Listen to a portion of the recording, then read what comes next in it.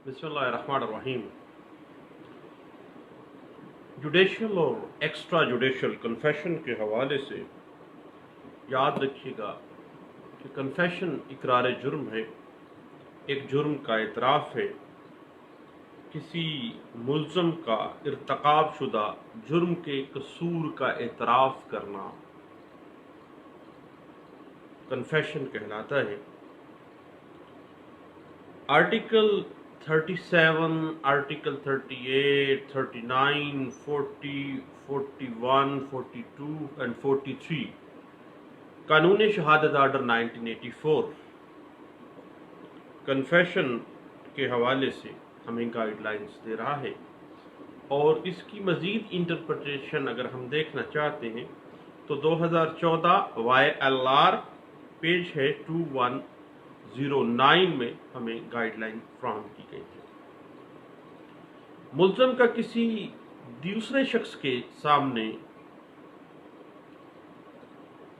इकरार जुर्म कर लेना कन्फेशन के ज़ुमरे में आता है। कन्फेशन आपको पता है दो तरह का होता है, या मजिस्ट्रेट के सामने कन्फेशन किया जाना जुडिशल कन्फेशन होता है, और दूसरा जो मामला है वो है एक्स्ट्रा जुडिशल, यानी किसी दूसरे शख्स के सामने कन्फेशन करना, इकरार जुर्म करना। अब कानूनी तौर पर जो कन्फेशन है, कन्फेशनल स्टेटमेंट की क्रेडिबिलिटी है, कानूनी इकरार जुर्म के लाजमी इंग्रेडिएंट्स कौन कौन से हैं। नंबर 1 है ऐसा कन्फेशन रज़ाकाराना तौर पर किया जाना चाहिए। किसी किस्म की कोई कंपल्शन, कोई दबाव, कोई तरगीब, कोई धमकी का आंसर शामिल नहीं होना चाहिए। इस बात को इंटरप्रेट किया गया था 2002 SCJ पेज 26 के अंदर। जो किसी धमकी, किसी दबाव या किसी तरगीब या किसी वादे के साथ कन्फेशन करवाया गया है तो वो कन्फेशन नल एंड वॉइड होगा, उसकी कानून में कोई हैसियत नहीं होनी होगी। कानूनी कन्फेशन की हमेशा से बग़ैर दबाव के, बग़ैर किसी धमकी के, बग़ैर किसी तरगीब के, बग़ैर किसी वादे वाइद के होना चाहिए। ये बात इंटरप्रेट हुई है 1992 SCMR पेज 1983 में। दूसरी बात, जो शख्स कन्फेशन कर रहा है उसको उस हकीकत से आगाह होना चाहिए कि वो जुर्म का इकरार कर रहा है, जुर्म की कन्फेशन कर रहा है। उसे सोचने समझने का मौका दिया जाए, और इकरार जुर्म जो कि रज़ाकाराना तौर पर नहीं है, दबाव के साथ है, और मुल्ज़िम की आज़ाद मर्जी उसमें शामिल अगर नहीं है तो देन वो कन्विक्शन के लिए अप्लाई नहीं होगा। क्योंकि मुल्ज़िम की सज़ायाबी के लिए अगर आपने कन्फेशनल स्टेटमेंट का इस्तेमाल करना है तो वो रज़ाकाराना तौर पर होना चाहिए, सोचने समझने का मौका देने के बाद उसकी कन्फेशनल स्टेटमेंट जो है वो रिकॉर्ड पे आई हो, और मुल्ज़िम की बगैर किसी किसी दबाव के, बल्कि मुल्ज़िम की आज़ाद मर्जी के साथ वो कन्फेशनल स्टेटमेंट जो है वो रिकॉर्ड करवाई गई हो। अदरवाइज उसको कन्विक्शन के लिए आप यूज़ नहीं कर सकते हैं। इस बात को इंटरप्रेट किया गया 2007 CRLJ पेज 51 के अंदर। याद रखिएगा कि मुल्ज़िम का कन्फेशन अगर रज़ाकाराना सच्चा है और वो करबोरेट कर रहा है दूसरे सर्कमस्टांसिस के साथ, उस वक़ूआ के साथ, तो देन मुल्ज़िम की सज़ायाबी के लिए एक बड़ा ठोस एविडेंस मौजूद है, मुल्ज़िम की सज़ायाबी के लिए काफ़ी हो जाता है। इस बात को इंटरप्रेट किया गया 2007 SCMR पेज 782 में। अब बाज़ औक़ात ऐसा होता है, एक थोड़ी सी मिस्टेक भी हो जाती है कि मुल्ज़िम के हल्फिया बयान के ज़रिए कन्फेशनल स्टेटमेंट ली गई। उसने बरहलफ जब बयान दिया, हल्फिया बयान दिया کہ کنفیشن میں کر رہا ہوں، تو دین یاد رکھیے گا کہ ملزم کے حلفیہ بیان کے ذریعے لیا گیا جو کنفیشنل سٹیٹمنٹ ہے وہ ایویڈنس کے اندر ان ایڈمیزیبل یعنی ناقابل ادحال شہادت ہے۔ اس بات کو settled principle of criminal justice system کا درجہ حاصل ہے جو انٹرپریٹ کی گئی تھی 2002 CRLJ پیج 712 کے اندر۔ اس کے بعد جو لیگل ضروریات ہیں، جو بنیادی معاملات ہیں کنفیشنل سٹیٹمنٹ کے ریکارڈ کرنے کے، اگر وہ ضروریات کی تکمیل کے بغیر ریکارڈ کیا گیا جو اعترافی بیان ہے ملزم کا، وہ ایویڈنس کے اندر ان ایڈمیزیبل یعنی ناقابل ادحال شہادت ہوگا۔ یہ بات بھی ذہن میں رکھیے گا، اور اس بات کی انٹرپریٹیشن بھی سیم ججمنٹ میں 2002 CRLJ پیج 712 میں دی گئی ہے۔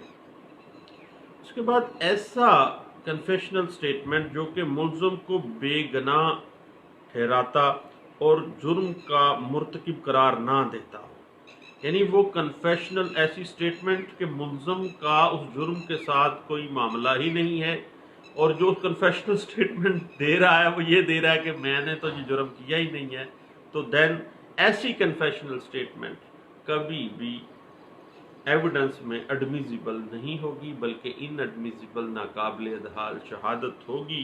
اس بات کو انٹرپریٹ کیا گیا 2002 CRLJ پیج 712 کے اندر۔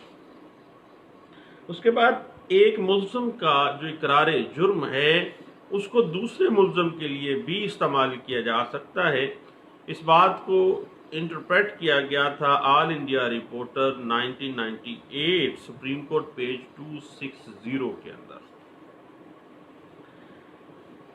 اب جہاں تک شریک جرم کا اقرار جرم ایک ایویڈنس نہیں ہے، شہادت نہیں ہے، اور نہ ہی شریک جرم کی اقرار جرم کے اندر شہادت کے طور پہ اس کو لیا جائے گا، نہ ہی کسی کو اگر کرمینیٹ کر رہا ہے کوئی شریک جرم تو اس کی سزا یابی کی بنیاد بنایا جا سکتا ہے۔ صرف اور صرف اکمپلس یعنی جو شریک جرم ہے اس کا اگر کوئی اعترافی بیان ہے جس میں اس نے کہا ہے کہ فلاں شخص کے ساتھ مل کے یہ میں نے جرم کا ارتکاب کیا ہے، تو دین سزا یابی اس بنیاد پہ نہیں ہوگی بلکہ صرف اور صرف اس کی جو اس طرح کی کنفیشنل سٹیٹمنٹ ہے جو کسی دیگر شخص کو بھی انکریمینیٹ کر رہی ہے، اس کو صرف اور صرف دیگر شہادتوں کی کوریبوریشن میں استعمال کرتے ہوئے سزا یابی کی طرف جایا جا سکتا ہے، کنوکشن کی طرف جایا جا سکتا ہے، اور اس کو صرف دیگر شہادتوں کی تائید میں استعمال کیا جائے گا۔ اس بات کو انٹرپریٹ کیا گیا All India Reporter 1952 Supreme Court page ہے 159 میں اس بات کو انٹرپریٹ کیا گیا تھا۔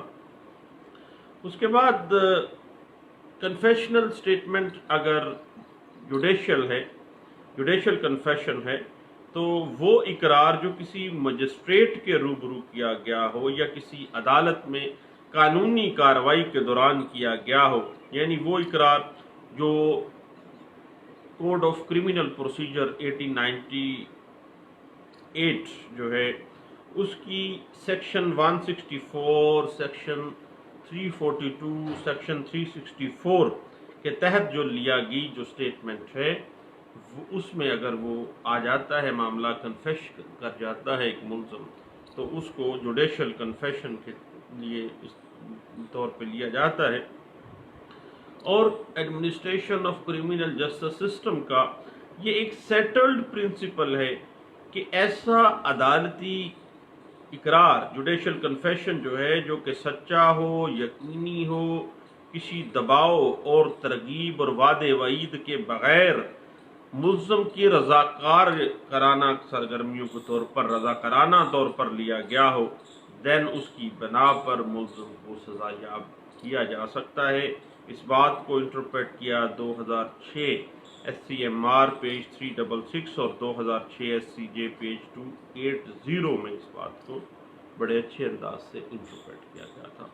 اس کے بعد عدالتی کنفیشنل سٹیٹمنٹ جو ہے، جو کہ رضاکارانہ طور پر نہیں دی گئی ہے، وہ کبھی بھی ناقابل اعتبار نہیں ہوتی، بلکہ جو کسی دباؤ کے تحت، کسی ترغیب، کسی دھمکی کے تحت کسی نے خواہ جوڈیشل کنفیشن بھی کیا ہے تو وہ ناقابل اعتبار شہادت ہوگی، قابل اعتبار شہادت کے طور پر اس کو نہیں لیا جائے گا۔